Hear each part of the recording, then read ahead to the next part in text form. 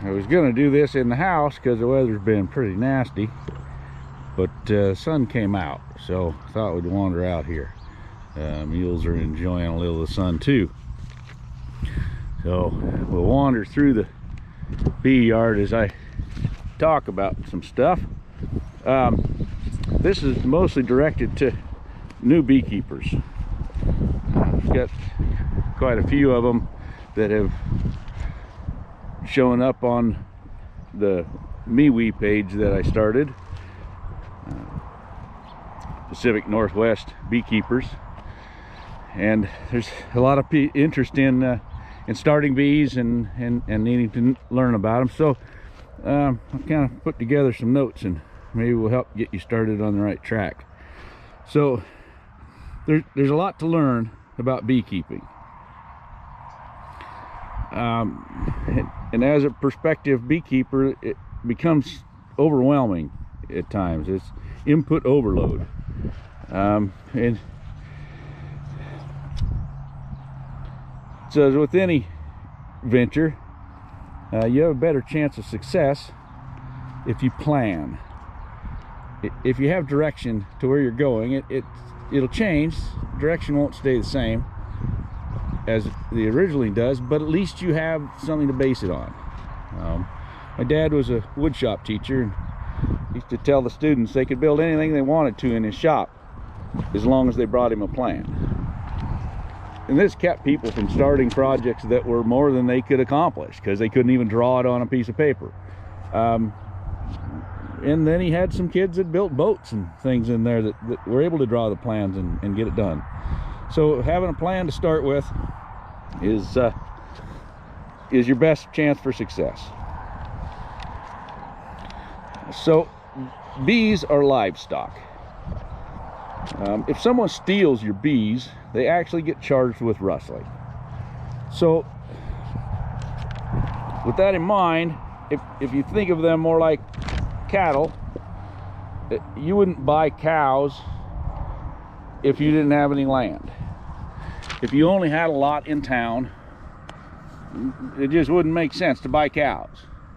So then you buy the land, you're still not ready. You need to have fencing and hopefully a water source and a barn. You know, there's other things you need to be prepared to put cattle on it, and you do those things first. You don't buy the cows first. So we'll bring this back to bees, which, by the way, are the best livestock I've ever owned, and I've had a number of different animals. With the bees, there's absolutely no manure management. They take care of that themselves. You don't have to load it in a wheelbarrow or a tractor and haul it away. So with that, we'll move on. You can't have bees without something to put them in. So here you're seeing a number of different boxes.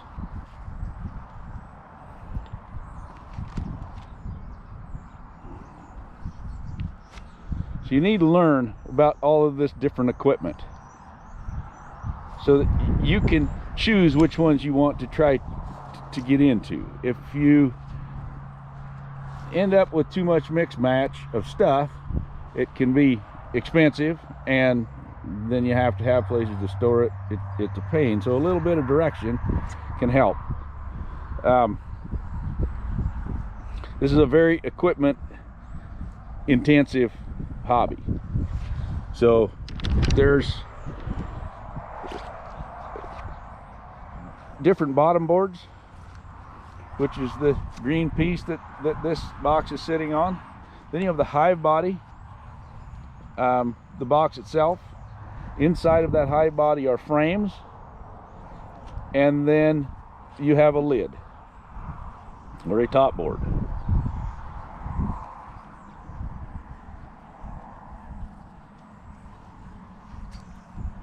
So there's lots of choices in each one of these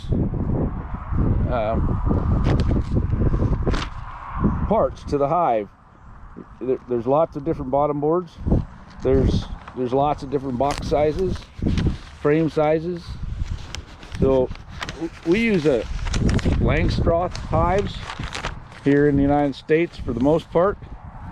But that said, with your boxes, you have 10 frame boxes, which is what this is. You've got 5 frame boxes, which is what that nuke is. There are 8 frame boxes, and you can build any size box you want. But the frames are still the same size. They'll fit inside of it. There's different lids. This is a migratory lid. Covers in the front and the back, but not on the side. So you can butt hives right next to each other and get a lot more of them on a truck if you're moving them than this, which is a telescopic cover. It hangs over both edges, front and back, and it seals the hive a little better. But it's a lot bulkier and hard if you're moving bees. So these are, you know, choices you're going to make based on what you're going to do with your bees. Now you can get different size boxes in the amount of frames they hold. You can also get different height boxes. So this bottom box that's on here is a deep. It's 9 5/8 inches tall. The box above it is a medium, and it's 6 5/8. I also have some mediums that are 7 5/8, and then there are shallows that are 5 5/8. The problem that you run into with all of these different sizes are the frames from this deep won't fit in that medium. They're too long. And so having to mix match equipment, you can't just grab frames and stick them in a box, can be a real pain. Then, you know, the other decision is what size boxes do you want to run? If you're 22 years old, I wouldn't run anything but a deep. But if you plan on getting old, a deep that's full of honey can be over 100 pounds. That's quite a bit. So you've got mediums. I know some people that run nothing but mediums for everything, brood box and honey, and they're fine with it. They're smaller, they can pick them up. They don't have to mix match frames. It's not a problem. I like deeps for my brood boxes, but I have all kinds of different sizes of stuff, and I use all of it because I don't care what they're in and laying in. And yeah, it's a pain sometimes. You pull a frame out and it's a medium frame that got put in a deep, and they built comb on the bottom, and there's brood in it. You can't cut it off, and it can be a pain, but it's the way it is. And especially when you're getting into this hobby, a lot of times you'll need to buy used equipment because it's what's available. And that used equipment saves you a lot of money and gets you started. But as you progress and sometimes go back to your original planning, you can get rid of that too. You don't have to keep it. Keep it to get started, get things rolling, and then you can sell that equipment if you decide you don't want the deeps, but that's what you bought at a good price. You get rolling, you pick up some mediums, you decide you like them better, you switch them out, and the medium will fit right on the bottom board, and the top board fits on it. Everything will work just fine either way. So that's a pretty important thing to have a plan for. It doesn't, like I say, it doesn't mean your plan will always go that way, but at least you have something to try to come back to, you know, some direction, instead of willy-nilly getting it and then realizing, oh, this isn't what I wanted at all. This isn't working for me. So as you're watching these videos of beekeepers on YouTube, don't just pay attention to the bees. Look at the equipment they're using.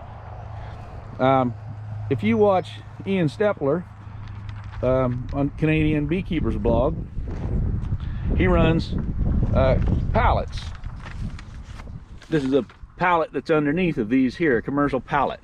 He runs 2-box commercial pallets because all of his bees are on his family property. If you're moving bees to almonds, you want a 4-box pallet like the one that's under here. You can load a lot of boxes faster, and you're moving semi-loads of boxes somewhere. And the same again with the covers, the the telescoping covers versus the migratory covers. There's different equipment for what you're going to do and what you need to do. If your bees are right out your backyard, it's not a big deal to have them too heavy, because you can get them to the house. You know, go with deeps. If you're gonna pack them across the pasture someplace, go with more shallows. And then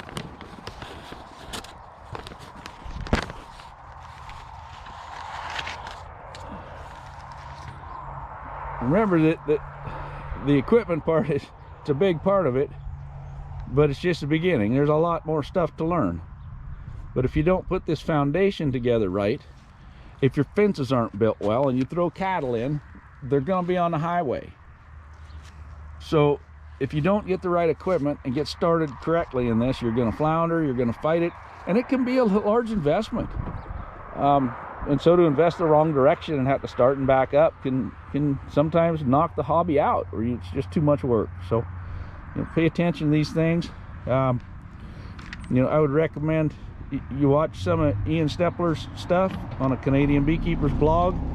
He works through a lot of bees quickly. He's got a great attitude. There's other people that I would watch. The 628 Dirt Rooster. He's down in Louisiana or somewhere like that, and he does a lot of cutouts. He's handles bees, lots of bees. He runs all kinds of equipment because it doesn't matter what he sticks them in. He's just got to put bees somewhere.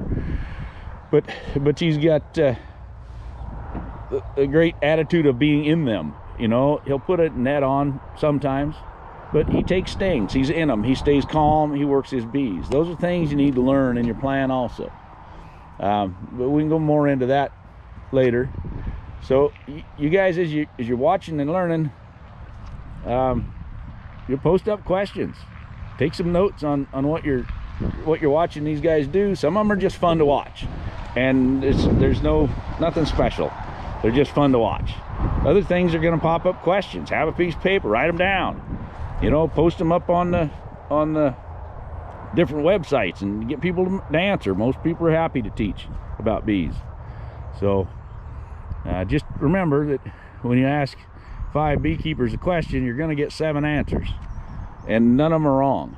Well, some of them might be, but you have to listen to all these different ideas and try and see what works for you, where you're at. I hear people give recommendations for things that might be fabulous right where they are, but don't work so well in other places. So you know, take it all with a grain of salt. The other is to look at when the video was produced. There was a big push for screen bottom boards at one time. They hoped that it would fix varroa mite problem, or at least help, and since they've changed their minds and it's not as big a deal anymore. The bees have more trouble controlling their climate, and people are moving away from them. So, you know, if you watch a video on something, don't jump right out and say, oh, I got to go get that and buy it. You know, ask some more questions, talk to people, make a decision based on enough information. So anyway, I hope some of this helps you guys. If you like some of these videos, subscribe and ring the bell so you get the notifications. And if you've got questions, you want some other information, let me know. I can get videos on it, or you know, on the MeWe page, we can answer questions there, have discussions with a lot of different people. So anyway, glad you guys are along for the ride. We'll talk to you later.